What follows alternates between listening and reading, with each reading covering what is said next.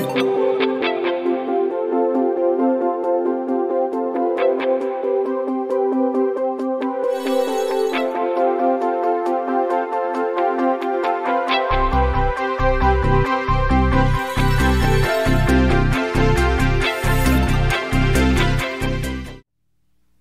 ang topic po natin ngayon yung ay worship from glory to glory. Ay, nabago pala yung font style dyan. Ayan, pero yung pinreach ko kasi sa proper, ano yun, parang pwede nyo rin panoorin yun, pero intro lang yun parang intro lang yun itong tungkol dito. Ayan, tapos, ayun nga, di ba alam niyo naman sa pamilya namin, na yung si Papa Bishop, all-around musician siya, di ba? Na lahat talaga ng instrument kaya niya. Tapos, ang nakamana nun sa aming magkakapatid, si Kuya Mon, na lahat din ng instrument kaya niya, gano'n. Tapos, sa amin talaga, mula pagkabata pa kami, alam ko talaga lagi kaming kumakanta. Kasi pangarap ni Papang maging family singer kami. Yung parang alam niyo yung Collingsworth ngayon, ganun yung gusto ni Papa mangyari sa amin. Kaso, dahil komedyante kaming magkakapatid, lagi na lang kami napapahiya kapag nagpe-present na kami dahil nagtatawanan kami pag nagtitingin ng kaming kumakanta, ganun. Kasi yun nga, kaya hindi natupad. Pero, ang maganda naman sa amin, kahit na hindi ganun kaganda boses namin, ay madali kaming kumuha ng tono. Kunwari, ipakinggan lang namin ang isang beses o pangalawang beses yung song. Gets na namin agad yung tono nung mga kanta. Kaya, pati i-trans in the family. Kahit mga lahat ng pamangkin namin, di ba, yung 5 pamangkin namin, mga marunong sumabay sa beat, sa tono, mga dancer, tsaka si JJ nga, music team na di ba? Tsaka sa amin naman lahat, marunong naman kami tumugtog, kaya lang, basic lang. Pero si Kuya Mon lang, tsaka si Kuya Dave talaga yung pinaka magaling na tumugtog. Tapos yun si Mama, kahit hindi rin siya, maganda boses niya, pero mahilig siya kumanta. Kaya nagigita-gitara lang siya. Sabi niya, basta DAG lang daw alam mo, marami ka nang matutugtog. Kaya lagi lang siya DAG, pero dami niya nakakanta kay Lord. Ayun, kaya yun nga, talaga, si Mama at Papa, alam nila yung power ng pagkanta sa Panginoon. Tapos sa pamilya nga namin, di ba, laging sinasabi ni Bishop din na wala kaming family doctor, wala kaming parang ospital na alam. Kasi yung pamilya namin, kapag alam ko sa isang miyembro ng pamilya namin, pag may sakit, kukuha na si Papa ng gitara. Tapos kakanta na kami, tapos ipagpe-pray namin yung may sakit, kasi gumagaling.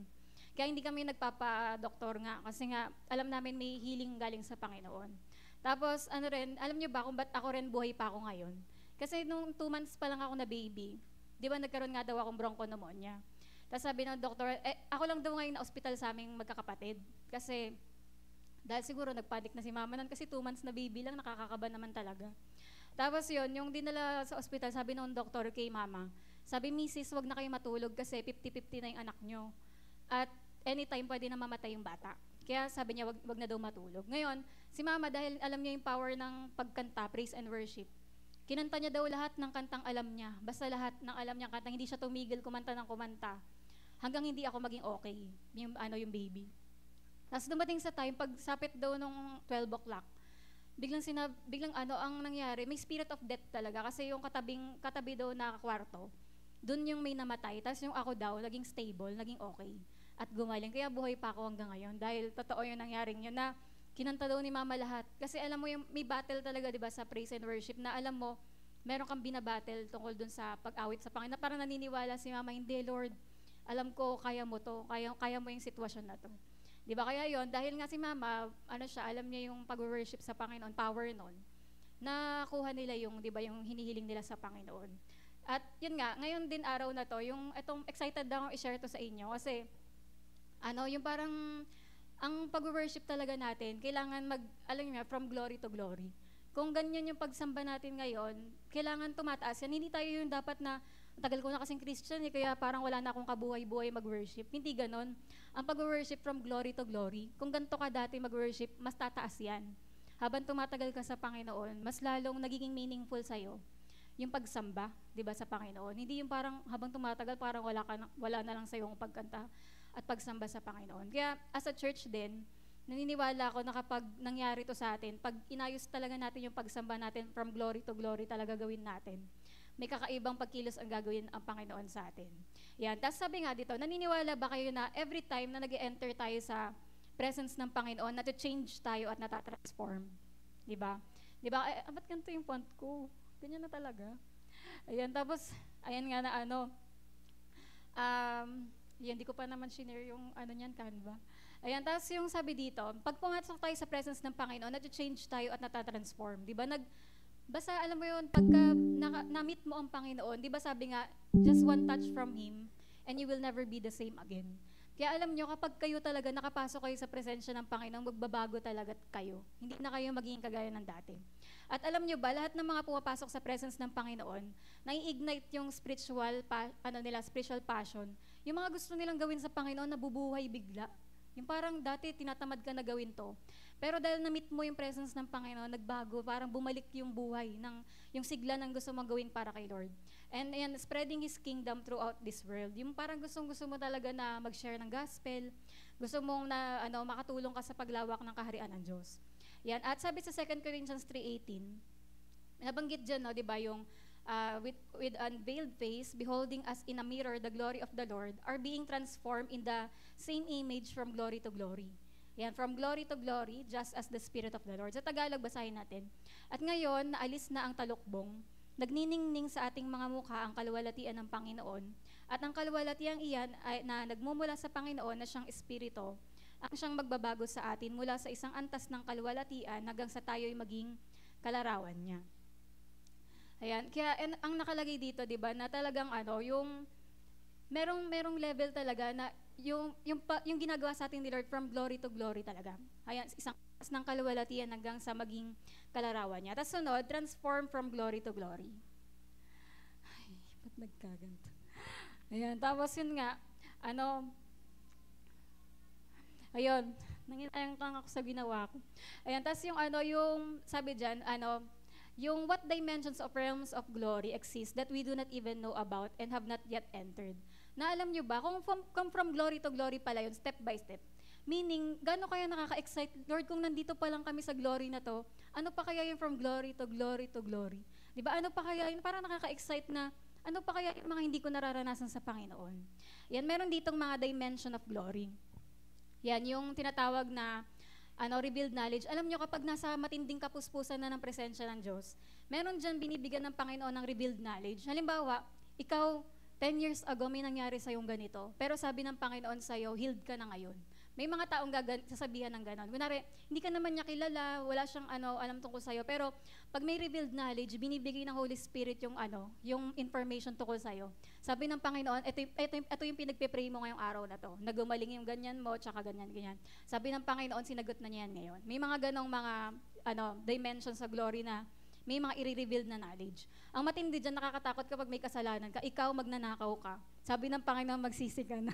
Di ba? Parang minsan nakakatakot din yung may mga ganon na may mga ganyang pagkakataon kasi ikaw, para gumaling ka, tanggalin mo na tong kasalanan mo na to, ganon. Kaya parang may mga ganong mga nakakatakot minsan.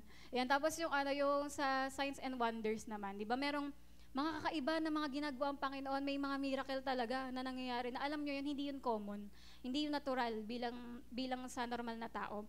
Pero pag nandun na ka na sa presensya ng Panginoon, kakaiba na yung pagkilos niya. Tapos yung yung creative miracles. Ang tawag pala sa, kunwari may problema yung atay mo, parang magpapaano ka, opera. Tapos dahil nag-pray, pumasok ka sa presensya ng Panginoon, umattend ka ng healing revival, biglang tinouch ka ng Panginoon doon, tapos binigyan ka ng bagong, sabi ko, atay. Yan, meron din, di ba, kay Papa, di ba, nagkaroon siya ng TB, sabi sa kanya, 6 months na lang siya mabubuhay. Pero dahil pinag-pray nga siya, di ba, ano nangyari? Sabi ng doktor, nung chinek up siya, nagkaroon na siya ng bagong lungs. As in, yung lungs daw niya talaga parang pang-baby, sobrang linis. Ganon. Kaya, ayan yung tinatawag na creative miracles. Minsan, nasa faith mo yan kung magpapa-opera ka. Kung ang faith mo nasa doktor, pwede naman yun, gagaling ka naman. Pero kung faith mo, Lord, hindi ikaw na magpagaling sa akin. Ang nangyayari, di ba kagaya kay Tin nun, yung parang, ang nangyari sa kanya, parang colon cancer yun eh. Pero ang nangyari, sabi niya, hindi, si Lord na bahala magpagaling sa akin. Kaya, nandun na siya sa di ba, parang ganito sa stage, nakahiga na siya dyan. Sobrang sakit na talaga. Pero sabi niya, Lord, bahala ka na. Tapos that moment, nakita niya dumating si Jesus, hinawakan yung tiyan niya. Tapos biglang after na nawala yung sakit. Naging normal na lahat, di ba? Pero isipin niyo nakakamatay yung sakit na yun. Pero dahil sabi niya, hindi, bahala na, si Lord ang papagaling sa akin. Kaya kasi nakakakita yun ng vision. Nakakita siya ng angel, demons, tsaka yun, nakita niya si Jesus nung moment na yun na tinatch yung tiyan niya. Ayan, tapos yan nga, may mga ganong creative miracles na bibigyan tayo ni Lord ng bagong parts ng katawan natin kung yun yung pananampalataya mo. Tapos meron din kasi sa Cuba daw, may nangyari dyan na isang meeting, revival meeting, na 800 people yung dumating para ipag-pray sila kasi may sakit sila. At alam nyo ba, lahat ng 800 na yon umuwi ng walang sakit na. Di ba nangyari na yan kay Benin, kay Catherine Kuhlman, na lahat ng mga naka-stretcher, naka-wheelchair, paglabas nila ng lugar na yon, tinapon na nila lahat ng mga saklay, mga wheelchair at stretcher kasi healed na sila paglabas. Ganun kasi ang nangyayari kapag nakakatagpo ang tao sa presence ng Panginoon, sa glory ng Panginoon. Tapos yun, meron din isang babae dito dahil alam niya nga yung power ng pagko-command. Alam niya na kaya ni Lord magpagaling. Sabi sa kanya, alam mo ba yung kapatid mong lalaki, inatake daw sa puso, tapos ngayon, 2 oras na siyang patay. Dineklara na siyang patay. Sabi niya, hindi. Sabi niya doon sa kamag-anak niya, ilagay mo yung cellphone sa tenga niya. Sabi niya, tas yun, she then proceeded to pray with boldness and courage. Sabi niya, I order you to rise up and live right now in the name of Jesus. Tapos na marinig yun ng kapatid niya, biglang bumangon.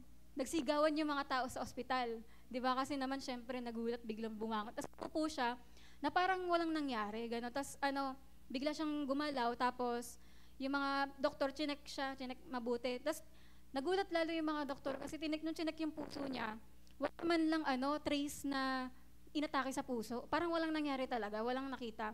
Kaya parang nagulat yung lahat na paano nangyari yung ganong bagay, ganon. Tapos alam niyo yung tao daw na yan, buhay pa rin yan hanggang ngayon. Dahil, ayun nga, di ba, ganon ka-powerful, di ba, yung kapag alam natin yung word of God at power ng Panginoon. Tapos meron din tayong tinatawag na dimension ng spiritual warfare and intercession. Yan. Dito naman, na hindi nyo naiintindihan, na kapag pag lumuhod ka sa panalangin, nagsisimula na yung battle. Di ba? Yung blessing mo, nag-aagawan na yung demonyo tsaka yung mga anghel kung makakarating sa'yo yung blessing mo. Kapag nag-i-intercede tayo, di ba? Kagaya dati nung field trip nga ni Ate Ruth, di ba? Na malalaglag na yung bus nila sa field trip. Pero that time na naghuhugas si mama ng pinggan, bigla niyang naalala na si Ate Ruth. Bigla siya nag-pray in tongues, tapos yun, pinagpipray niya si Ate Ruth. Tapos later on, pag uwi ni Ate Ruth, doon niya nalaman na muntik na pala malaglag yung bus nila. Di ba, buti na lang, merong Holy Spirit na nagsasabing mag-intercede ka para sa anak mo. Kaya tayo din, di ba, meron tayong mga nilalaban every time na nagpe-pray tayo. May mga demons talaga, tsaka angels, di ba, may mga principalities and powers na gumagalaw kapag nagpupuri tayo, nagpe-pray, nagbabasa ng Bible. So pag nagbukas ka pa lang ng Bible mo, battle na yan.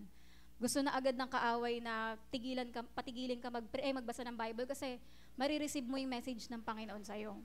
Pinipigilan ka rin ng kaaway magsimba kasi yung araw na to, pwedeng itong message na to makapagbago ng buhay mo. Diba? Kaya may mga battle na nangyayari every time na yan, tungkol sa spiritual warfare at intercede tayo. Tapos meron din tinatawag na another realm, yung glory, another realm of glory. Ito naman yung open heaven. Ito yung sana maranasan nating lahat. Yung pero pero ganito sa langit, meron kasing lalaki na nakaranas siya nito. Pero ang ibig sabihin nitong open heaven, basta alam ko, lahat ng mga nagtestimony na nakapuntang langit, ganito yung nararanasan nila. Nasa langit daw kasi, hindi ko kayo kailangan kausapin lahat. For example, nasa langit na tayo. Hindi ko na kailangan kamustahin, Gabi, kamusta ka? Althea, kamusta ka? Hindi na kailangan kasi alam ko na nangyayari sa buhay nila. Hindi ko na kailangan tanungin to. Alam ko na pangalan niya, alam ko pamilya niya. Ganon. As in, sa langit, hindi daw puro daldalan doon. Kasi, as in, naiintindihan nyo na isa't isa. Habang kahit nagtinginan lang kayo. Ganon. Pagpasok mo daw ng isang room, kilala mo na lahat ng tao, alam mo na naramdaman nila, ganon. Tapos meron may ganitong nakaranas na open heaven. Sabi niya, ang pangalan niya, Apostle Ronald Short. Sabi niya, in 2 weeks that followed, kinausap na ako siya ng Panginoon, sabi sa kanya, may ipaparanas ako sa iyong bagay, na parang kita mo yung ganito. Kasi naging apostle nga siya, di ba? May mga ganyan yung mga apostle. Tapos ang nangyari sa kanya, 2 weeks sa loob ng 2 weeks, parang bukas na bukas yung heaven. Kasi ganito yung naranasan niya. Yung pag nagpe-pray daw siya, bago pa matapos yung prayer niya, nasagot na. Ganon ang open heaven. Tapos, pagpasok daw niya ng malaking building, tall building, sabi niya, lahat daw ng taong nandun sa building, kilala niya. Ganon. Tapos, kapag daw meron ding, pag may nakatabi daw siya, alam na niya lahat na nangyari sa buhay ng tao na yun. Tapos, Kaya daw, kaya niya daw mag-minister, sabi niya, alam mo, alam ko nangyari sa buhay mo, ganyan, ganyan, ganyan. Tapos iiyak, diba? Nga, sabi ng Panginoon, ganyan, ganyan. Kasi alam na niya lahat na nangyari sa buhay ng tao. Tapos meron din na na time daw, nagbasa siya ng isang hapon, nagbasa siya ng buong New Testament. Lahat daw, as in completely, naiintindihan niya daw yung lahat ng paliwanag sa lahat ng sinabi sa New Testament.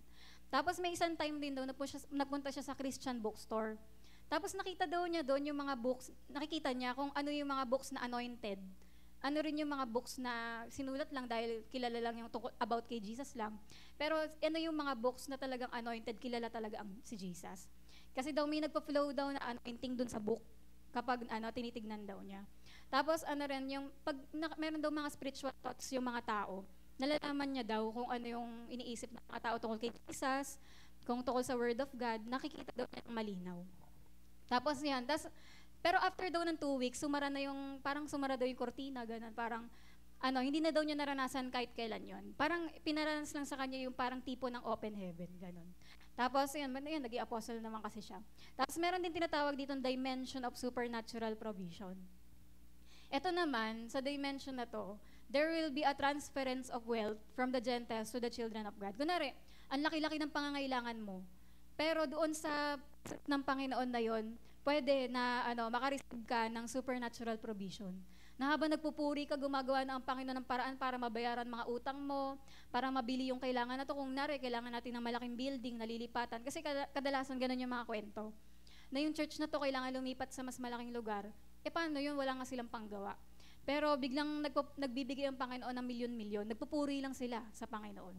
Yan, kaya yung mga gano'n na may mga supernatural provision, yung great wealth transfer na bigla-bigla gagawa ang paraan ng Panginoon para ibigay sa'yo lahat ng kailangan mo. Tapos, meron ding dimension na has to do with the salvation of souls. Ayan, ito naman yung yung hindi ka na magmamakaawa, uy, sama naman kayo sa akin, uy, sama kayo. Ang mangyayari, uy, sama kami sa inyo, sa church. Buong section mo nagsasabi, sama kami sa'yo sa church. Yung mga, unbeliever na yung lumalapit sa'yo, hindi ikaw yung, uy, sama naman kayo, please, please, please. Hindi yun, pero ito, kakaiba, na may dimension na kakapuri mo ng kakapuri sa Panginoon. Yung mga kaluluwang dapat maligtas, lalapit na sila sa'yo. Sila na yung sasabi, sama kami sa inyo, may ginagawa ba kayong ganyan?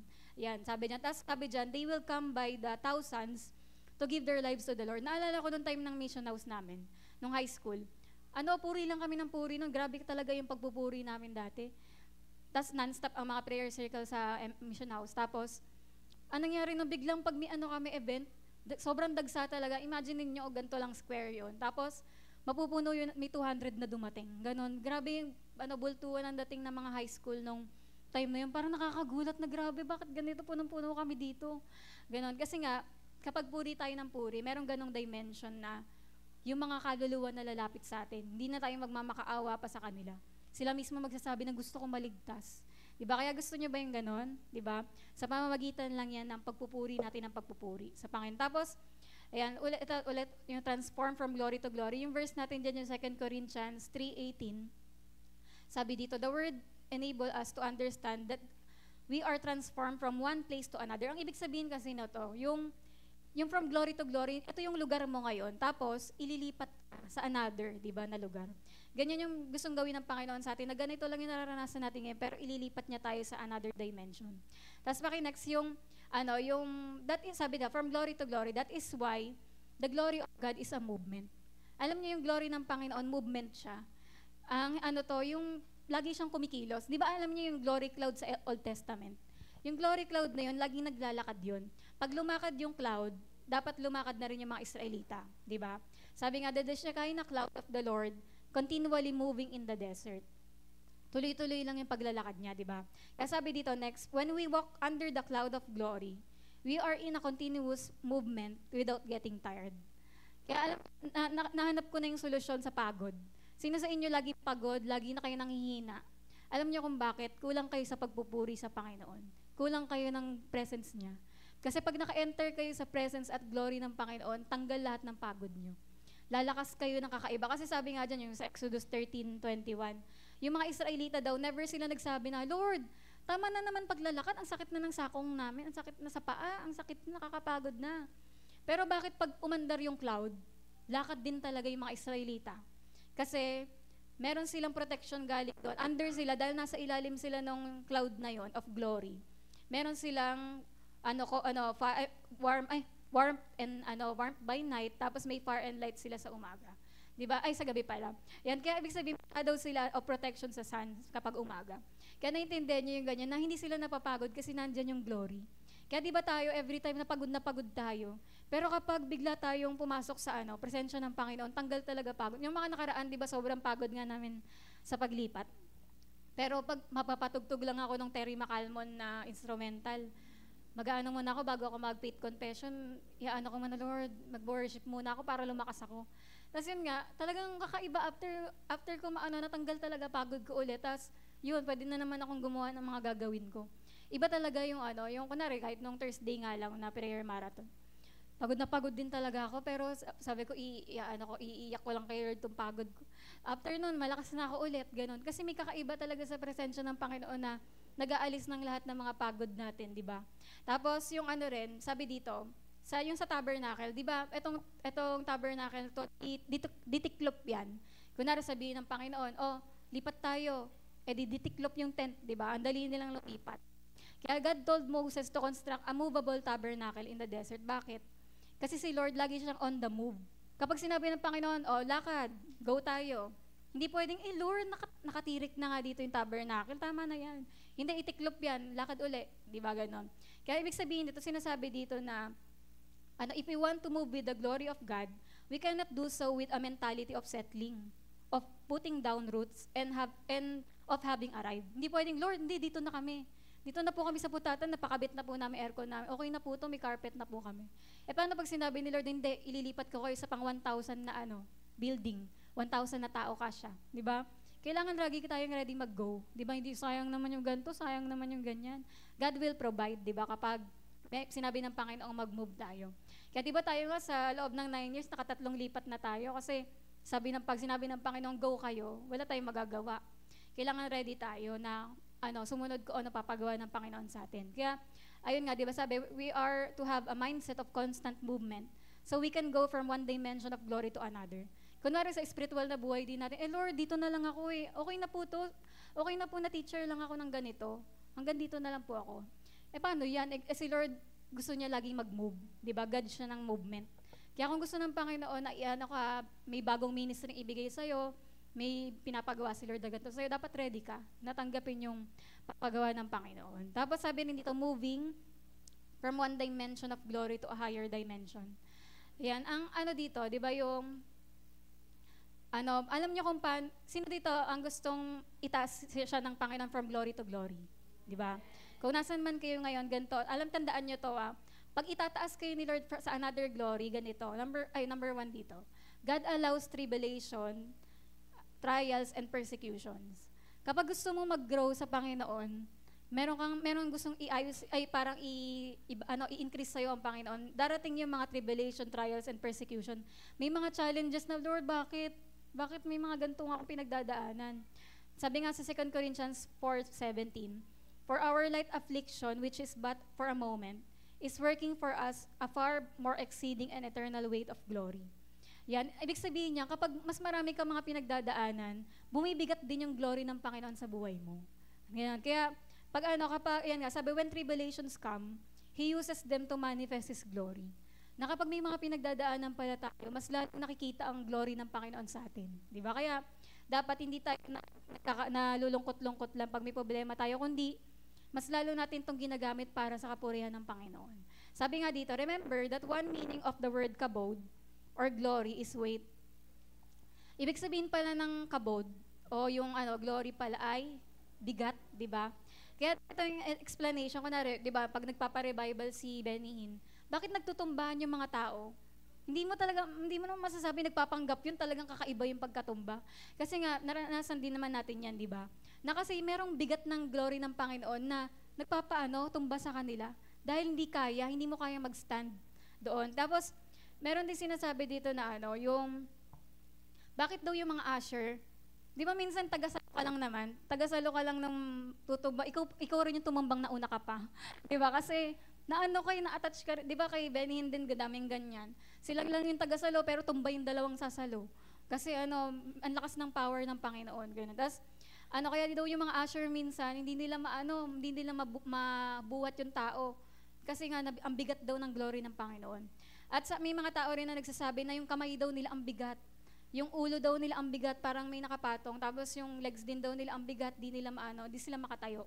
Kasi the weight of God's presence is felt in different ways.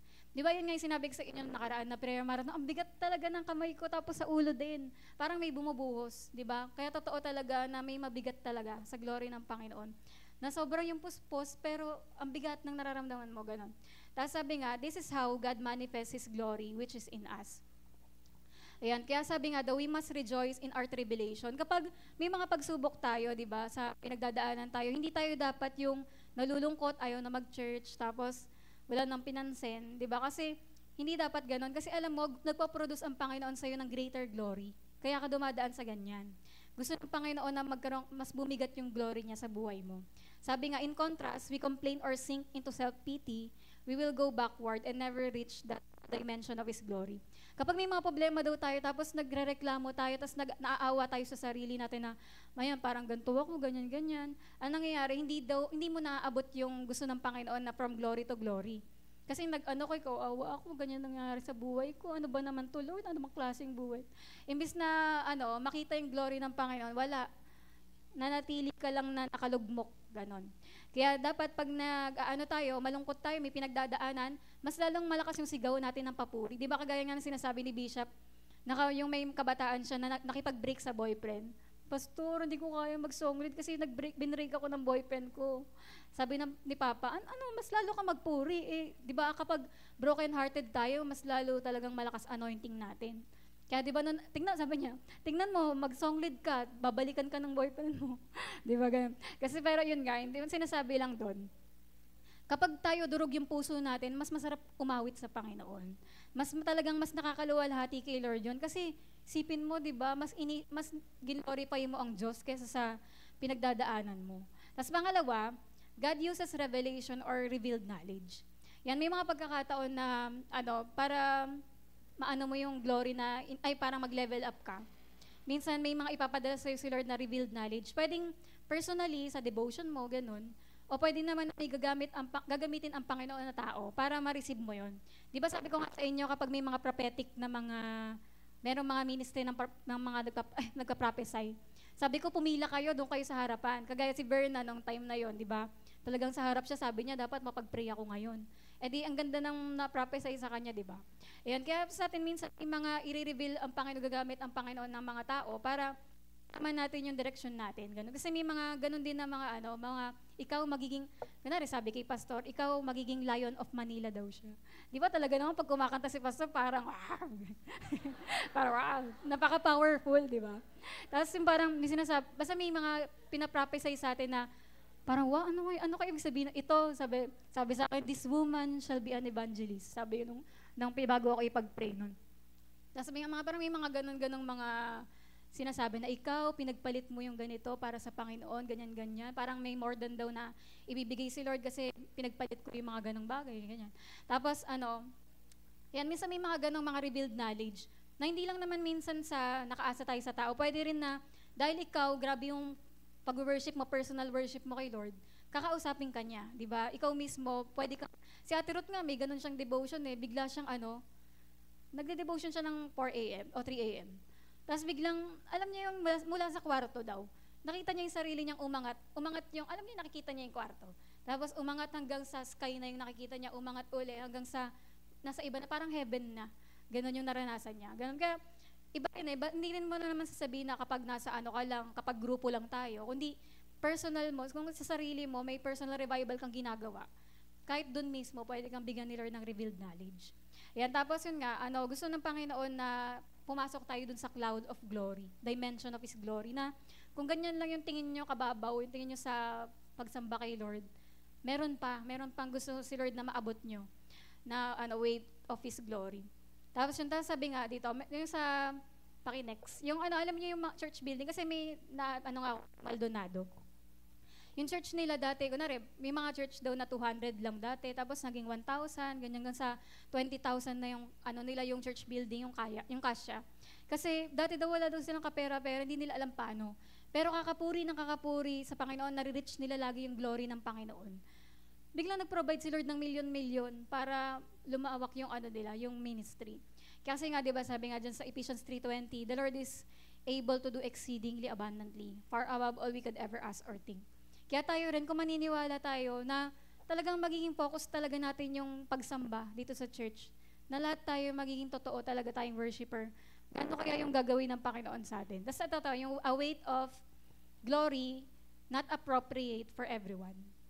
At yung nakakalungkot, hindi pala to pwede sa lahat ng tao. Hindi, ibig sabihin, hindi siya kaya ng lahat ng Kristiyano. Bakit kaya? Bakit hindi lahat kaya yung glory na to, yung bigat ng glory? Kagaya dito kay Moses, di ba? Naalala niyo yung kay Moses na, na nakikipag-usap siya sa Panginoon hanggang sa lumiwanag yung mukha niya. Tapos, yung sabi ng yung mga tao, yung mga Israelita, hindi sila pwedeng lumapit sa Panginoon kasi mamamatay sila.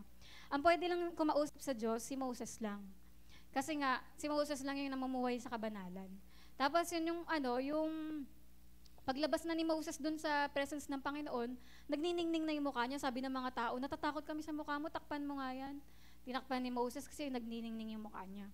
Sabi, because the weight of the glory of God always, sabi dito, yung pag-exit pala ni Moses dun sa presence ni Lord, sobrang lakas niya, his body revitalized and renewed. Sobrang nagniningning, sobrang sigla ng katawan niya kasi bakit daw? Because the weight of the glory of God always strengthens, never exhausts. Ayan, di ba? Tandaan niya na kapag dumating sa atin yung ganong bigat ng glory ng Panginoon, nagkakaroon tayo ng kakaibang kalakasan. Nawawala yung mga pagod natin. Tapos, di ba, sabi dito ulit, ipakinext, di ba yung mga Israelites, sabi nila, hindi na Moses, ikaw na lang kumausap sa Diyos, sabi niya, you go talk to God for us sa Exodus 20, chapter 20, di ba, sabi nila, hindi na kami kakausap sa Diyos, ikaw na lang kumausap sa Diyos. Natatakot kasi kami, ganun. So, kaya, sabi, few people have access to this atmosphere because they are not suited for it. Di ba? Hindi lahat ng Kristiyano nakakaabot dun sa glory realm kasi, hindi nila kaya magtagal sa ganun. For example, sabihin natin, 3 oras tayo magpe-pray ngayon na, magugulat kami mga biglang gagapang tapos bubuksan pinto, uuwi na. Di ba? Kasi hindi nila kaya di ba? Parang, ay, tagal naman ng mga gantuan dito.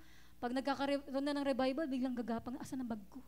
Bigla nang aalis, maririnig mo yung pinto, tumutunog na. Ganun. Kasi may mga Kristiyanong hindi nila makayanan yung ganong power ng Panginoon.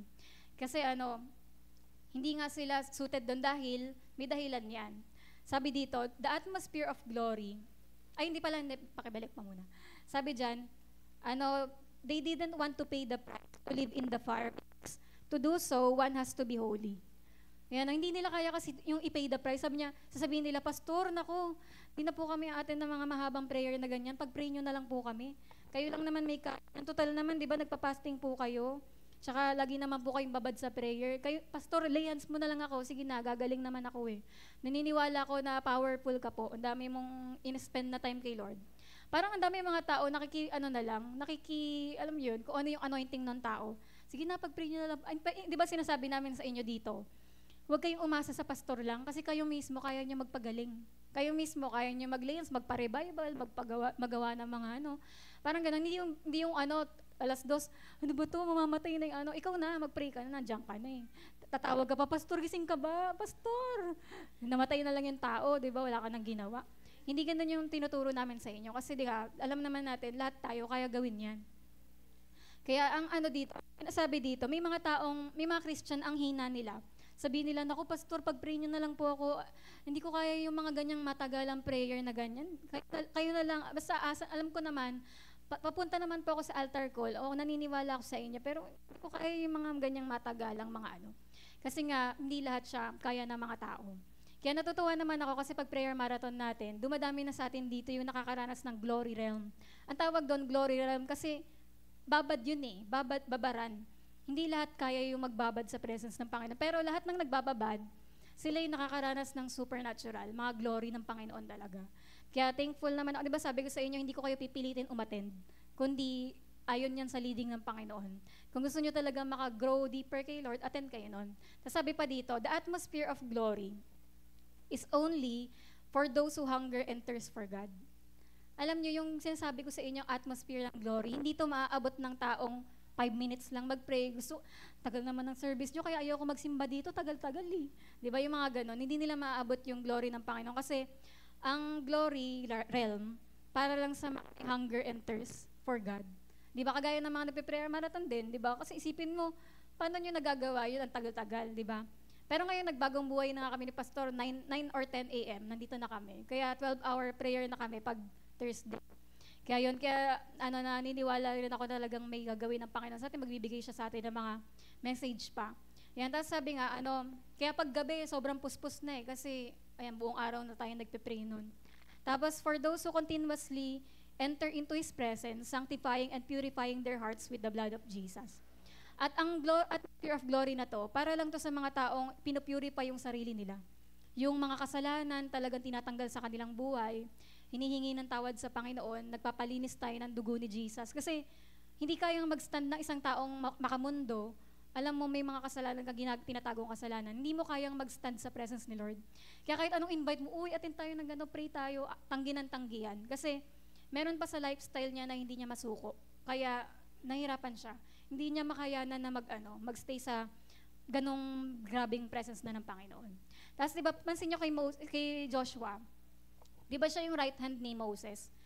Si Joshua lang yung kayang magstay din sa presence ni Lord. Di ba, pag nasa tent si Moses, nandun din siya sa katabi lang. Di ba, at anong nangyari? Nagulat tayo, si Joshua ang pumalit na leader, di ba, ng Israel. Kasi bakit? Di ba, his experiences in the presence must have had a lasting impact on him. Alam nyo, dati assistant lang din kami ng mga pastor. Kami ni Pastor Rem, sila Megan, si Kuya Mon, si Dan, ganun. Lahat kami yung mga laging nasa prayer marathon, kasama sila Ate Beck, Ate Ruth. Ano ba kami ngayon lahat? Pastor na kami, di ba? Kasi yung mga assistant na mga pastor, basta lagi kang sumasama sa mga leaders mag-pray. Sila yung mga susunod na leader. Di ba? Kaya alam niyo yung mga kasama natin sa pag Thursday. Natutuwa ako kasi alam ko kayong mga kasama namin, susunod kayong gagamitin ni Lord mightily. Di ba? Ganun na nangyari sa amin eh. Lahat ng mga laging assistant na mga pastor, ganun yung mga kasama nilang nakaka-touch ng glory, nakakasama sa paglilingkod.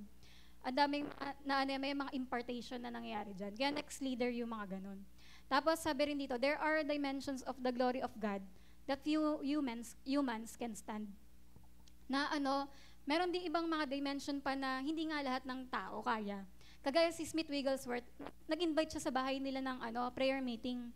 Ilang mga pastor, mga friends, gano'n, para mag-pray sila. Tapos nung nagpe-pray na sila at nag-worship kay Lord, biglang yung presence ng Panginoon bumaba ng napaka-powerful. At yung atmosphere biglang naging heavy. Yung glory nga, ang bigat na ng glory.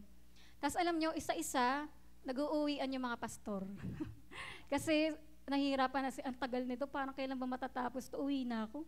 Yan, kaya yung nag-uwian yung mga pastor. Tapos may isa na lang na natira. Pero hindi rin niya kinaya, umuwi din siya. Kasi yun, this next time, second time around, nag-invite uli si Smith Wigglesworth. Ganun na naman nangyari. Napuspos na naman yung lugar, tapos isa-isa na namang nag-alisan yung mga pastor. Tapos yung pinakahuling umalis, sabi niya, hindi ko kaya to. Para daw kasi siyang sasabog. Kaya gusto na niya umuwi. Sabi niya, very few men can withstand this type of atmosphere. Sabi niya, hindi kaya ng lahat ng tao yung ganitong bigat ng glory. Ganon. Kaya may mga taong ayaw umattend. Kasi nga, hindi nila kaya yung bigat ng presence ng Panginoon. Kasi kapag nandoon ka na sa bigat ng presence ni Lord, sasabihin na niya sa'yo, isuko mo na yung ganito. Isuko mo na yung ganyan. Yung may mga ibang Christian, ayaw nilang isuko yung mga gantong bagay. Kaya lalayo sila sa mga prayer, lalayo sila sa glory ng Panginoon para hindi sila mabago. Kasi ayaw nilang isuko yung mga bagay na yun. Pero kasi di ba kapag lagi ka nasa presence ni Lord, ayun, matatanggal talaga yung mga hindi kalooban ni Lord sa buhay mo. Tapos yun nga, pero syempre, may kakaibang saya na hindi mo mapaliwanag, di ba? Kapag nasa glory realm ka. Tapos sabi dito, meron ding isang kwento. Ay, hindi to kwento, totoong nangyari. Sa Cochabamba, Bolivia. Meron kasing conference dyan ng lahat ng mga pastors at leaders. 3,500 silang nag-gather. Kaya si Maldonado nagkwento nito. Sabi niya, nung last day daw ng meeting nila, sinabi sa kanya ng Holy Spirit na ituro yung tungkol sa glory. Yan, kaya alam niyo, pag naintindihan niyo yung glory, lagi niyo na ipagpe-pray yung glory. Sabi niya, after magturo ko sa presence of God na nagmamanifest, biglang nag-iyakan lahat ng mga taong nandun. Tapos, natouch sila lahat ng presence ng Panginoon.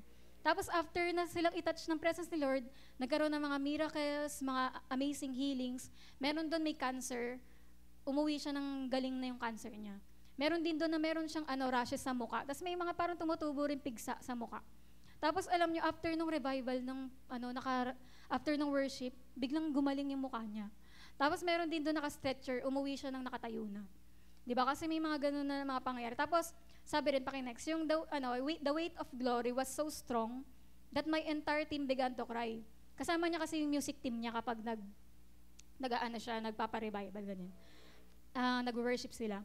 Tapos, ayun nga, kaya minsan talaga, kailangan ng pastor pag na-invite, dalin talaga. Parang halimbawa, ako na rin nung nasa proper ako last week.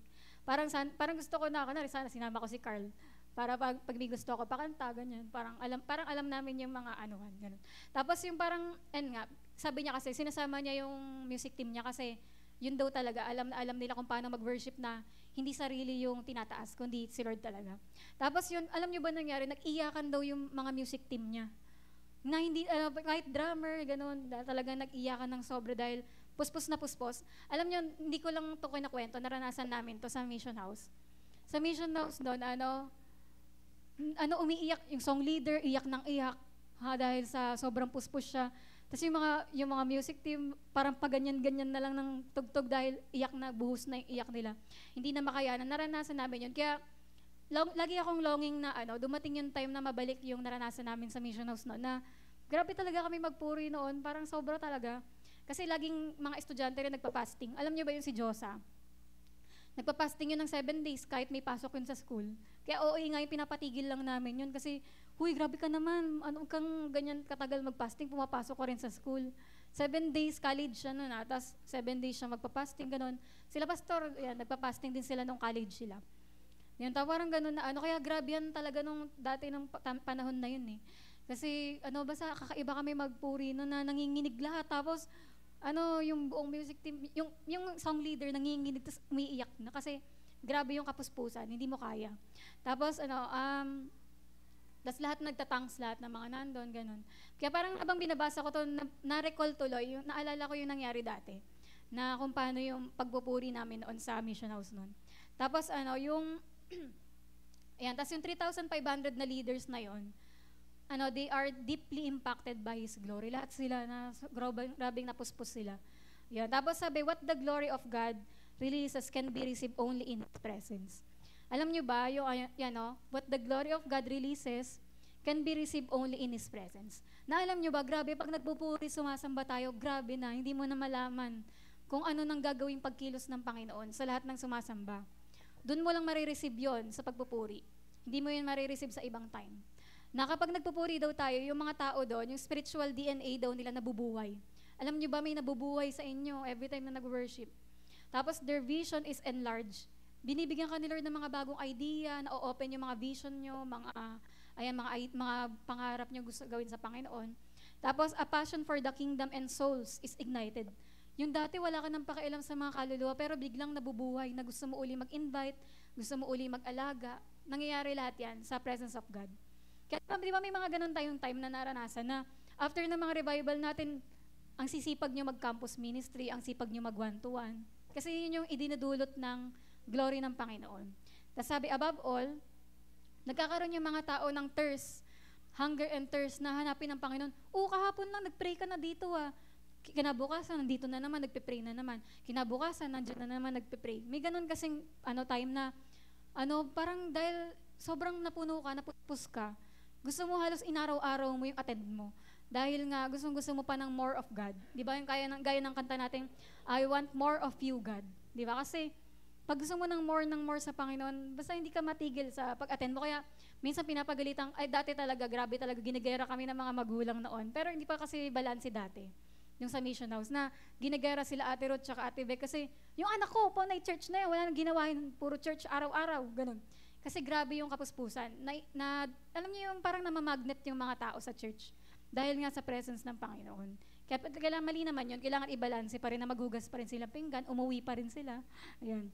Tapos yan, if we sincerely want to be changed and transformed, we must dare to enter into His presence and stay in His movement. From glory to glory without stopping or becoming stagnant. Minsan tayo, di ba, nag-worship explosion na kami ng linggo, tama na yun. OA na ako sa pagsamba, mamaya kunin na ako ni Lord. Yan, di ba, hindi ganon. Kundi, wag mo isipin na sapat na yung pagsamba mo. Araw-araw, lumalago yung pagsamba natin sa Panginoon. Di ba, kaya mapalad yung, kaya nga tayo, di ba, pwede tayong makapag-worship explosion. Kasi pwede tayong kumanta sa Panginoon, di ba? Kaya dapat talaga, wag lang tayong hintuan. From glory to glory tayo sumamba. Tas sunod, how should we respond to God's glory? Siyempre, paano tayo magre-respond dyan? The most effective way to respond when God's presence manifests is to worship and totally surrender to Him. Kapag tingnan na yung kapuspusan ng Panginoon, wala ka nang ibang dapat gawin kundi mag-worship ng mag-worship. Mag-surrender ka na, itaas mo na kamay mo, umawit ka na rin. Pag sinabi ng pastor, ng minister, in the name of Jesus, receive your healing. Sabihin mo, I receive, Lord, I receive my healing. Hindi yung, ano yun? Yun ba? Hindi ganun. Kundi, hindi yung nakatunganga ka lang na, ano nangyayari? Ganun. Kundi pag sinasabi ng minister na, ikaw, in the name of Jesus, i-receive mo yung mga blessing mo ngayon. Sabi ng Panginoon, malaya ka na, receive it in Jesus' name. Dapat ako, Amen! Diba, ganun ka na. Hindi yung, ganun, hindi yung parang nga ba nagre-revival, yung parang ganito yung mga muka. Yan, yung parang, kakaantok naman, kailan ba matatapos to? Pa isa-isa ba to?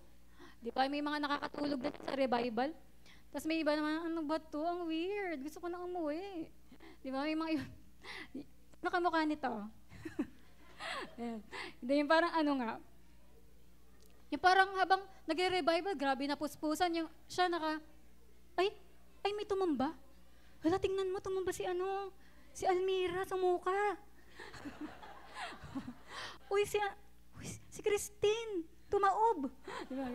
Parang gano'n. Hindi yung panood ka ng panood. Ikaw mismo, habang nagre-revival, hindi ka tingin ng gano'n. Uy, sabi daw kay ganito daw siya. Nagkaganyan. Nakikipagdaldalang ka pa. Hindi yun nakakalugod kay Lord. Dapat, kapag during nandiyan na tayo sa lakas ng presence ng Panginoon, dapat ang nangyayari na dyan, nag-worship ka din, Lord, pinupuri ka ta, di ba? Kasi hindi mo alam, gagawin na rin ng Panginoon sa'yo that time. Dapat hindi ka observer, para, ang tawag dyan, spectator, na tingin ka lang ng tingin, uy, naki-Jade na, uy, nakala Jobber na, malapit na sa akin. Uy, gano'n, hindi gano'n. Kundi, alam mo yun, talagang nag-aano ka, Lord, ako rin mismo, i-touch mo po ako, di ba? Hindi, dati kasi nakakatakot naman kasi yung nangyari sa Koreano. Nangahataw talaga ng ulo gano'n. Talagang, yung parang alam niya yung pinapalubog na umaangat. Ganon, ang sakit niya. Di ba pag nanonood kayong Korean novela, grabe yung mga hataw yung mga Koreano. Ganon din, pag revival, hataw. Ganon, ang sakit talaga. Kaya imbis na umiyak ka sa pagpupuri, umiyak ka sa sakit. Ang sakit talaga. Kaya doon ka bang na. Nire-ready na naman yung ulo namin. Nangyari yon sa TH noon, yung, di ba batong parang monggo yung sahig doon? Yung parang, talaga, minsan gusto mo na lang lumuhod para hindi ka mahataw. Kasi sakit nung niya, kakabahan ka na, ang lapit na sa biglang gano'n. Talaga kaya nung after ng revival na yun, tawanan kami ng tawanan kasi merong mga tumalsik pa sa upuan dahil sa lakas. Hindi in-expect na ang lakas pala ng hataw. Ayan, kaya yun yung isa funny yung sa Koreano na yun. Tapos yun nga, ayan, kaya sa pag-Korean, ayoko na lang Pero yun, ito nga sa mga ganito, sinasabi nga na huwag tayong spectator. Kundi, ikaw mismo, Lord, naniniwala ako may gagawin ka sa akin ngayon. Hindi yung titingin ka sa katabi mo o sa kabila. Yan, sabi dito, is it possible for us to be in the same place where the glory of God is present and not realize it? Pwede daw ba kaya na nandito na yung presence ni Lord, pero hindi mo napansin, hindi mo madama? Yes, it is possible daw. Kasi bakit? May mga reason bakit ang isang tao hindi niya maramdaman na nandiyan na yung presence ni Lord. Pwede daw dahil sa bitterness, resentment, unforgiveness. Pwedeng may mga taong siyang hindi pinapatawad, hindi siya okay emotionally. Kaya kahit dumating na yung lakas ng glory ni Lord, pero hindi niya madama. Pwede rin na yung isang tao totally absorbed ng problema niya. Yung masyado niyang inisip problema niya. Kaya hindi siya makapag-worship, di niya maintindihan yung message kasi sobrang iniisip niya yung problema niya.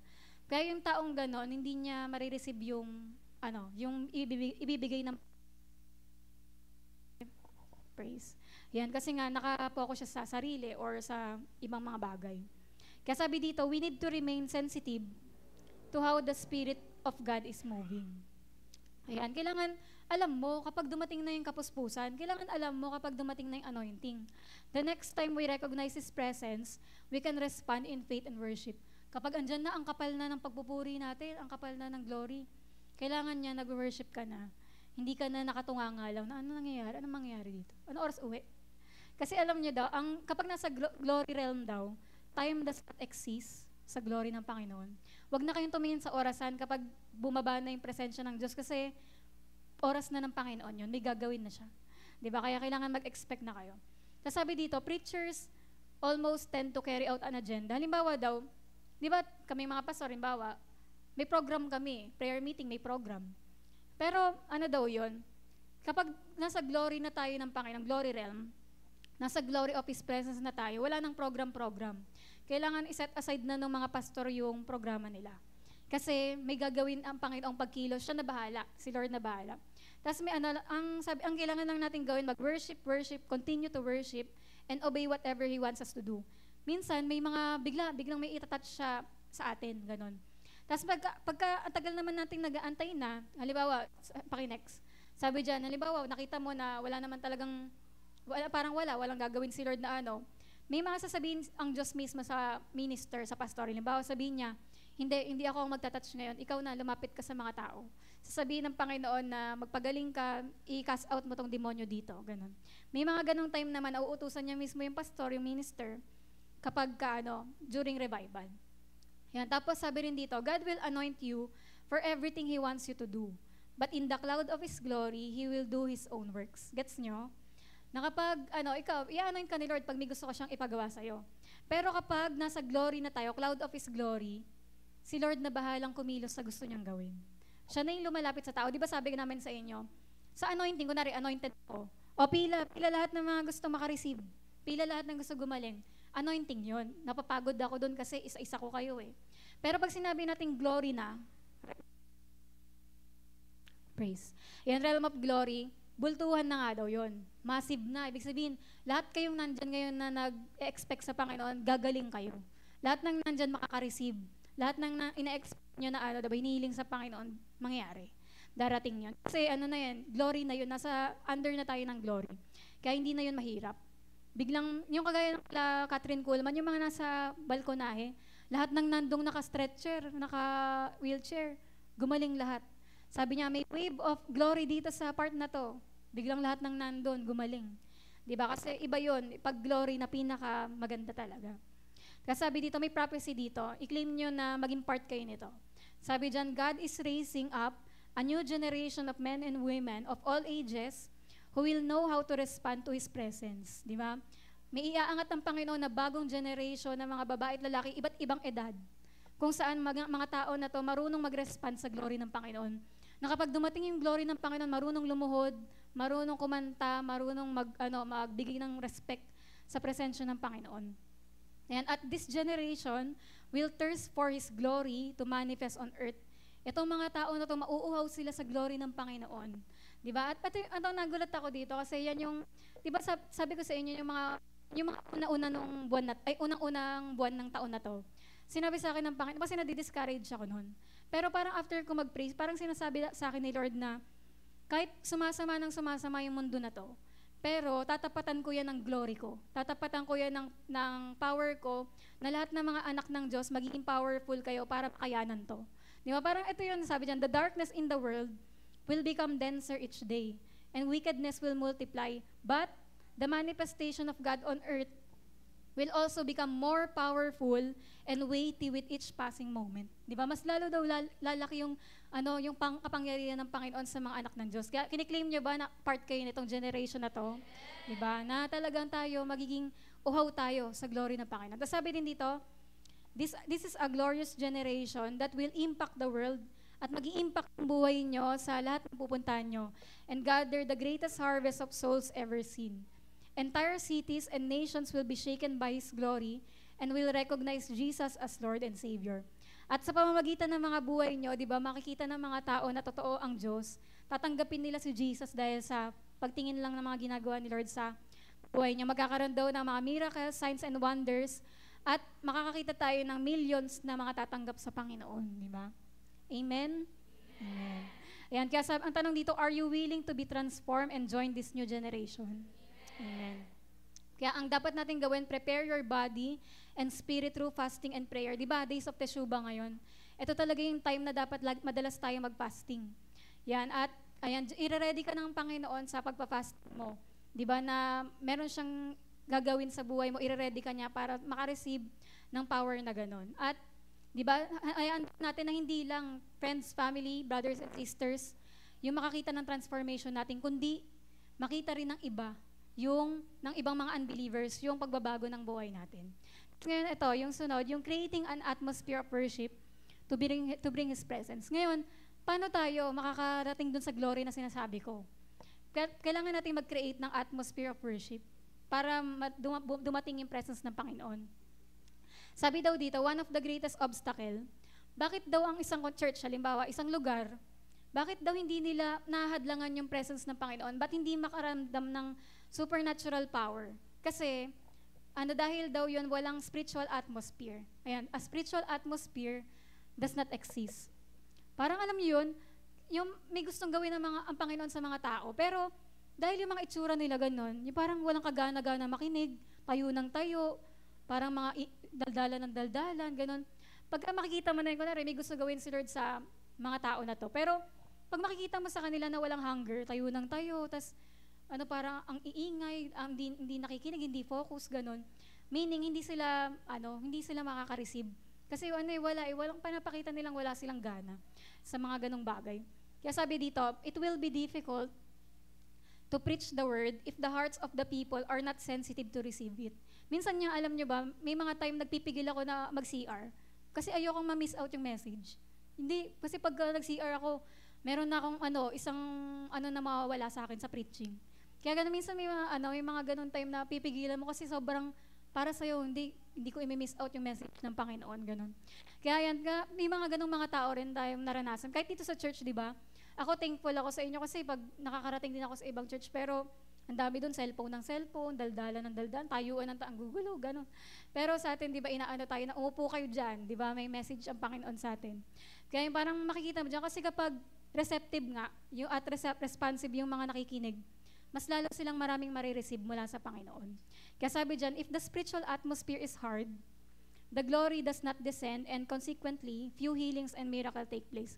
Kung tayo dito sa church, ang gugulo natin, habang nagpipreach ako dito, tayuan tayo, daldalan, wala na. Walang gagawin ng Panginoon sa atin kasi hindi tayo marunong mag-respect sa Word of God. Di ba? Pero kung tayo talaga, ganun tayo hungry sa gagawin ng Panginoon, ganun tayo ka-hungry sa Word of God, ganun tayo nagre-respect sa presensya ng Panginoon. Grabe yung mga mararanasan natin, healing, miracles, di ba, na magti-take place sa ating kalagitnaan. Nasabi rin dito, a hard spiritual atmosphere may be the result of poor praise and worship. Yan. Alam niyo kung bakit sa mga ibang church, hindi ko kiniklaim na ganun tayo. Sa ibang mga lugar na parang, bakit ang hirap nilang pagministeran? Kasi ang hard ng spiritual atmosphere.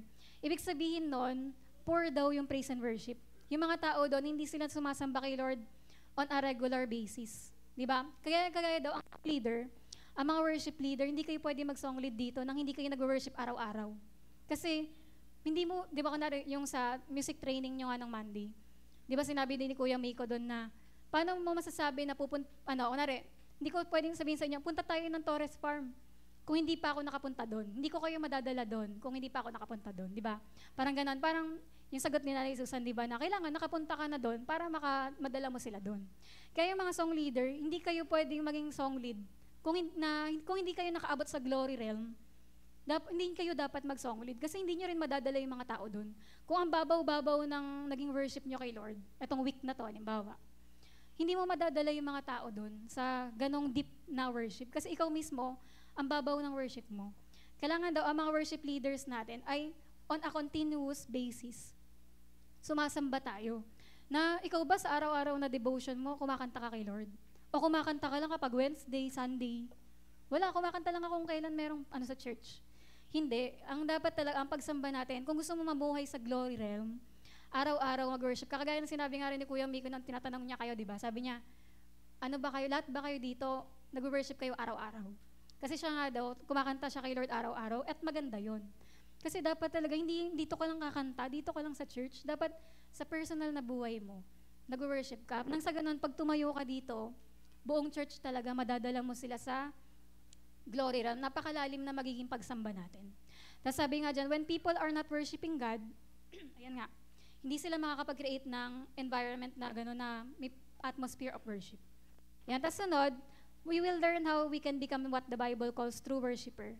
Hindi porke ang ganda ng pagkakakanta mo, nakakalugod na kay Lord yon, worship na yon. Hindi kanta. Kasi sabi dito, we need a revelation of what genuine worship is. Yan, ito ang pinag-difference ng between praise and worship. Akala natin kapag praise, mabilis yan, mabilis na kanta yan. Kapag worship, mabagal yan. Akala natin yun lang yon, pero hindi. What is praise? Una muna. Praise is proclamation. Ayan, ang ibig sabihin nito, dinedeklara mo, yung mga Lord, napakabuti ng Diyos, niligtas niya ako, pinrovide niya yung kailangan namin.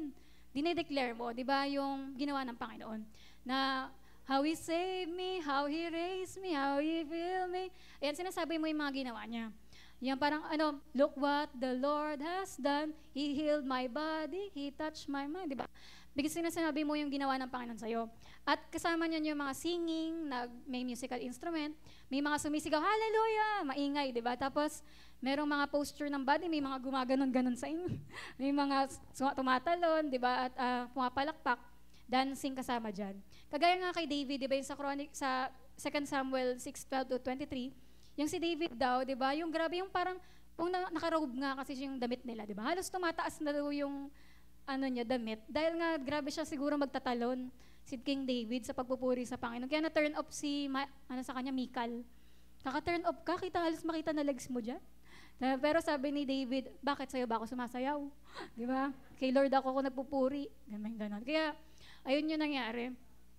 Tapos, di ba, kaya sabi nga daw, dapat ganun din kung gaano ka, yung pag-worship ni David, ganun din tayo. Sabi nga dyan, the problem with our praise today is we have not ascended high enough. Yung pagpupuri natin, okay na yan, okay na ba ang pagpupuri? Okay na.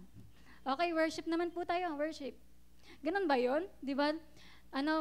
Mali yung ganun. Dapat daw, malalaman mo na mag-worship na kapag grabe na yung pagpupuri sa Panginoon.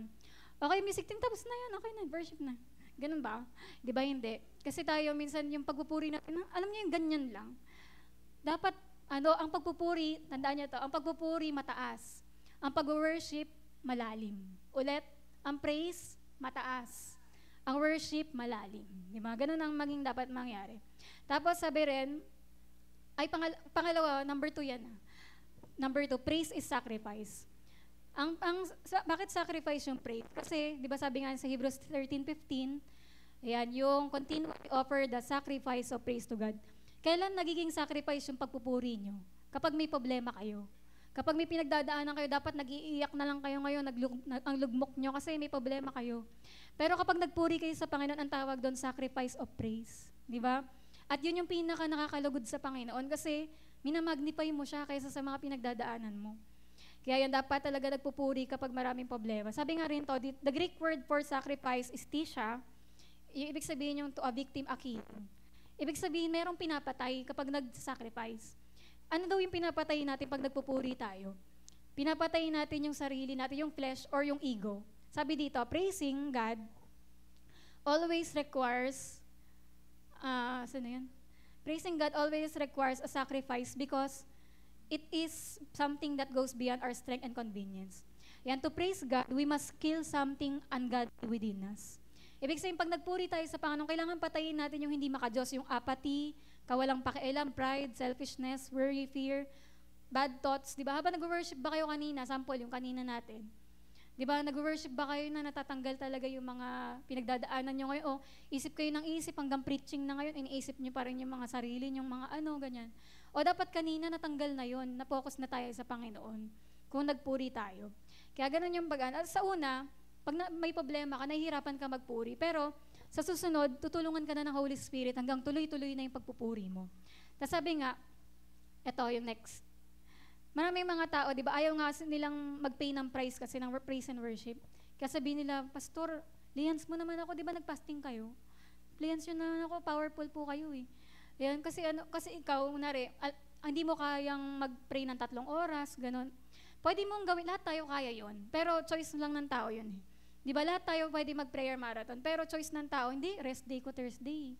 Ganun, parang ganun. Pero lahat tayo kaya yan. Kaya natin magbabad, mag-soaking talaga sa presence ni Lord. Pero may mga tao kasing, okay na yun, pa-pray na lang ako sa'yo para ma-anoint din ako. Yan, may mga taong ganun. Pero di ba, kayo magpapalihan. Pero minsan, di ba, pag mahina tayo, kunwari may sakit tayo. Ako, pag may sakit ako, minsan gusto ko mag-ilay hands din ako. Kasi, syempre, kailangan mo ng power, ganun. Kaya may mga ganung time na. Pero ibig sabihin lang nito, hindi lagi nakaasa ka.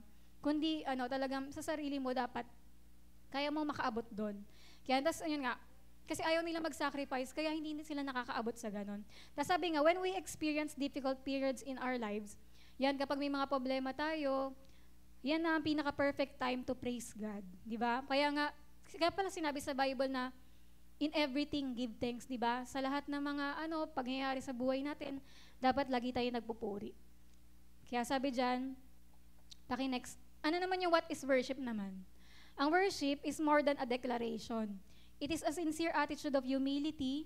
Hindi lang to nagde-declare, kundi pinapakita mo dito yung attitude ng humility, nagbabow down ka na, reverence, respect, and fear of the Lord. Ayan, so in our worship, Jesus must be crowned. Ayan, and He must occupy the throne of our lives. The Holy of Holies within us. Yan, kaya iba naman to, ang worship, talagang nag-respect na tayo. Sabi dyan, we know that faith is a muscle that grows when exercised. Diba? Kapag nag-exercise ang isang tao, mas lalong lumalaki yung muscle niya, diba? Nagkaka-muscle siya lalo. Ganon din kapag nag-worship tayo. Mas lalong nagiging deeper and deeper yung worship natin kapag lagi tayong sumasamba sa Panginoon. Kaya dapat, yan, i-practice na natin kung hindi kayo laging nag-worship, lagi na kayong kumanta. Yan, tapos sabi rin dito, worship may also be expressed by physical posture. Halimbawa, pag nag-uusap kami ni Althea, mag-uusap kami, Althea, kakantahan kita, ganyan, kakantahan ko siya. Tapos mag-uusap kami, ganyan, usap. Pero, usap lang yun, tsaka kanta. Parang wala pa masyadong intimacy doon, di ba? Wala lang, usap lang yun, tsaka kinantahan ko lang siya. Pero iba kapag niyakap ko na si Althea. Alam mo, ganyan, ang close namin, di ba? Parang ganun, alam niya pag nag-worship, ganun din ginagawa natin. Hindi na lang natin kinakantahan o kinakausap ang Diyos. Niyayakap na natin siya. Such as an embrace, through which we transmit everything that flows out of our relation. Parang father and son, di ba? Yung parang yumayakap na tayo sa Panginoon pag nag-worship tayo. Nararamdaman niyo ba yung ganun pag nag-worship? Yung parang alam niyo ang intimate na nang nararamdaman mo sa Panginoon. Kaya ito, pinaka-importante tandaan natin. Okay, next. The level of worship in a church determines its level of revelation and manifestation of the glory of God. Kaya gusto ko talaga yung worship natin, kailangan buhayin na natin to ngayon. Pagtuunan na natin ang pansin yung praise and worship natin kasi napaka-importante. Kasi yung level ng worship sa church, kung gantong level lang tayo, gantong level lang din ang gagawin ng Panginoon sa atin. Ganong level lang ng revelation and manifestation. Walang masyadong mga gagawin si Lord kasi hindi naman natin pinaglalaanan ng time. Alam niyo ba dati, pag song leader nga sa amin, sa mission house, fasting yun. Magpa-fasting yung song lead. Kasi hindi siya aakyat sa pulpitong wala siyang ginawang preparation, spiritual preparation. Kaya music team din namin, kung gusto nyo talaga may gawin ng Panginoon, mag-fasting kayo bago mag-Sunday. Ganun. Kaya parang ganun ka, grabe yung mga disiplina namin dati. Kaya talagang pag may ginawa tayong preparation, talagang may gagawin ng Panginoon. Kaya sabi nga, yan, yung level natin, kailangan itaas natin tong level na to nang sa ganon, maranasan natin lagi yung glory ng Panginoon. Sabi rin, people who worship in spirit and in truth, break through to the atmosphere of eternity. Kaya alam niyo, pag natuto tayo mag-worship in spirit and in truth, hindi na tayo nakapokus sa sarili. Anong nangyayari sa atin, yung attention natin nasa Panginoon na. Diba? Kaya doon mo malalaman na nag-worship ka in spirit and in truth kanina. Kung hindi mo na inisip yung sarili mo at nakatuon ka na sa Panginoon. Na ibig sabihin nito, worship is not a feeling, but an attitude expressed by one who knows that without God, He is nothing. Na pag nag-worship ka, Lord, kung wala ka, paano ako? Kung wala ka, sino ako? Ano mangyayari sa buhay ko kung wala ka? Ganon yung pag-worship natin. And sabi dito, praise is an exuberant, clamorous, enthusiastic expression. Sobrang saya ng pagpe-praise, di ba? Maraming words, maraming paggalaw ng katawan, pero sa worship, iba. Minsan, konting salita, may time nga, tahimik ka lang eh. Minsan, iyak na lang yung nagagawa mo. Minsan, sobrang napatahimik ka kasi sobrang kang na-amaze sa presensya ng Panginoon. Parang, there are no words good enough to praise you. Because it has more to do with the inwardly pouring out of our hearts. Kasi yung, may binibigay ka sa Panginoon sa puso mo. Ganon. Kaya, and from deep worship will come guidance for the future. At alam nyo, pag nasa malalim na kayong pagsamba, may mga revelation na kayong marireceive. May mga makakatanggap dyan ng mga pinapagawa ni Lord sa'yo, pinapagawa ni Lord sa pamilya mo, sa ano. Minsan yung mga nagpa-prophesy, di ba? Sa worship yan, deep worship nagsasabi. Tapos ito na yung huli. Differences, yung kanina difference, walang S. Ito, differences, may S between praise and worship. Ito, praise focuses on proclaiming the works of God. Tandaan nyo, ang praise, nakafocus sa ginawa ng Panginoon. Ang worship, nakafocus kung sino si Lord. Diba? Kunwari, you are holy, you are righteous, diba? Ayun yung person of God. Pero yung works of God, Lord, thank you, niligtas mo kami, nag-provide ka. Sunod, praise is initiated by us. Yung praise, tayo yung nag-umpisa niyan. Pero yung worship, ito yung sagot ng Panginoon sa ating pagpupuri kanina. Diba? Diyan na sumasagot ang Panginoon. Tapos sunod, to praise is to seek God. Pag nagpuri ka, hinahanap mo ang Panginoon dyan. Pero ang worship, dyan ka natatagpuan ng Panginoon. Sunod, praise increases the anointing. Nagkakaroon ka ng anointing dyan. Pero sa worship, ito talaga yung nagbibring ng glory. Diba? Dyan na yung kakaiba. At sunod, praise is like building a house for God. Pero yung worship is God moving into that house. Gets nyo? Yan. And sunod, in praise, we talk about God. Pinag-uusapan, parang ang Diyos ay mabuti, ang Diyos ay mabuti. Pero sa worship, napakabuti mo. Diba? Parang ikaw, kinakausap mo na si Lord. Yan. Tapos, and we speak to God and He answers us. Sa worship na tayo sinasagot ng Panginoon. Sunod, in praise, we are keenly aware of God's love and greatness. Pero sa worship, doon ka na nagiging aware na holy ang Panginoon. Nababow down ka na. And sunod, praise is the parade of the King and worship is His coronation. Di ba yung praise, kung nga parada-parada pa lang ng hari, ng Panginoon. Pero sa worship, kinukoronahan na natin siya. And sunod din dito, the transition from praise to worship. Kailan mo malalaman na tapos ka na magpuri at dapat ka na mag-worship? Sa mga song leader, tandaan po natin to. If we want to produce truly deep and heartfelt worship, we often need to first ascend in vibrant, di ba? Kung gusto natin na makarating sa worship, kailangan muna yung praise natin, sobrang loud, vibrant, powerful na praise. At importante rin to discern, kailan ka mag-worship. For example, 3 lang yung line-up. Minsan, di ba ganun, kila Carl, kapag prayer meeting, sabihin ni Pastor, may 3 kanta. Bakit minsan nagiging 10? Kasi bumaba na yung glory ng Panginoon. Hindi mo na pwedeng kontrolin yun. Kapag nakita na ng Panginoon na puspos yung mga tao, gustong-gusto mag-worship, dumadagdag yung kanta natin.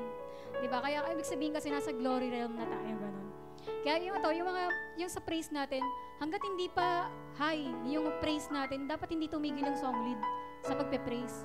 Kasi kapag nakita mo na punong-puno na ng pagpupuri, na tayo nare-ready na mag-worship sa Panginoon. Kaya sabi dito, our approach should always be this. Sabay-sabay nga nating basahin, praise until the spirit of worship comes and worship until God's glory descends. Ano ibig sabihin? Magpuri ka hanggang sa dumating na yung sa'yo yung espiritu ng pagsamba. At mag-worship ka na mag-worship hanggang bumaba yung glory ng Panginoon. Di ba yung sabi sa kanta na iparanas mo sa amin ang iyong kapangyarihan, di ba? Hanggang ang aming kaluluwa'y mapuspos ng lubusan at sa aming kalagitnaan ay bumaba ang kalangitan. Huwag tayong tumigil mag-worship hanggang hindi bumababa yung glory ng Panginoon. Kaya alam ko, syempre, short lang yung time at kailangan din namin pupunta sa anib ng NHA mamaya. Pero sa prayer meeting, itutuloy natin tong mag-expect tayo na na grabe yung mangyayari sa prayer meeting sa Wednesday. May part 2 pa to. Tapos, mag-worship explosion din tayo next Sunday.